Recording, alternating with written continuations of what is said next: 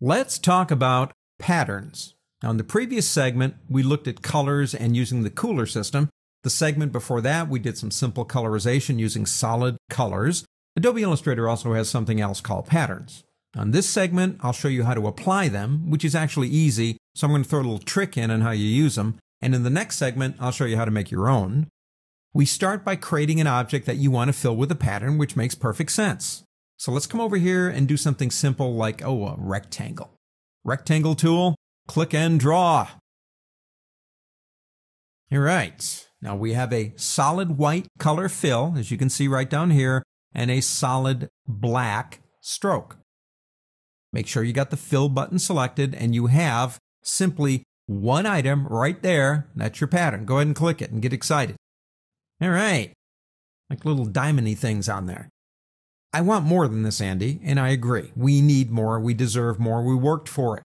Click this button right here and go down to Patterns, alphabetically. You have Basic Graphics, Decorative, and Nature. Let's go to Decorative and down to, say, Ornament. Let's see what those are.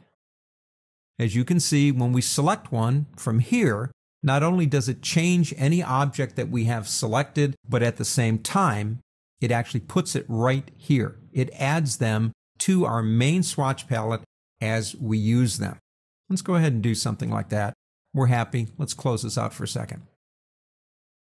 I don't know if you've ever noticed this or not about Adobe Illustrator, but when you move an object that has a pattern in it, the pattern stays locked to the artboard. It's like we're cutting a hole through and looking at it, and you move it around and it doesn't move. Only the hole moves.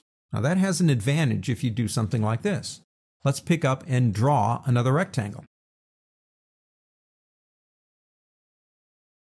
Also, let's do this. Go back to my Move tool. I'm going to select both of these objects, pick up the Stroke button and turn it off. See this little tiny No button right there? Click that. That'll turn off the stroke. But if you'll notice, they will always fit together. Doesn't matter where you move it, doesn't matter what you do with it, they will always fit together. Doesn't even matter what the shape is. Most of the time, that's exactly what I want. I want my patterns to fit together, but there is a time when I don't want that to happen. Maybe I want to rotate the pattern. Maybe I want to make it bigger or smaller. I don't want it to move. What do? First off, make sure you're on the Painting workspace. Click this button right here, which will take you to Transform. This is why a lot of people miss this, because they don't know where to get to it. Under the Transform options, click this button right here, which is Options for Transform, and you have Transform Object Only. That's exactly what we've been doing. The object transforms, not the pattern. You've got Transform the Pattern, and let's just do both so I can show it to you at the same time. Transform both. Now watch what happens when I move this one here. Doesn't move. The pattern does not change in that box. It's like I have a separate area. It's not part of the artboard anymore.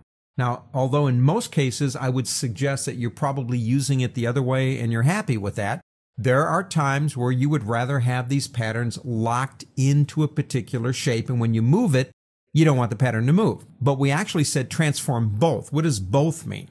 Well, watch what happens when I change the size of this box. The pattern changes.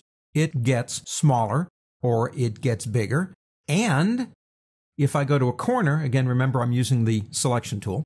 If I go to a corner and rotate it, the pattern will rotate. However, if I don't know to go to transform and I don't know to click this button and change to transform both, I won't be able to do that. Patterns are easy to work with. In the next segment, we'll make one. But the trick to using patterns is understanding that you can change and modify them in the existing object that you put them into. That, to me, is where you get more power out of these things.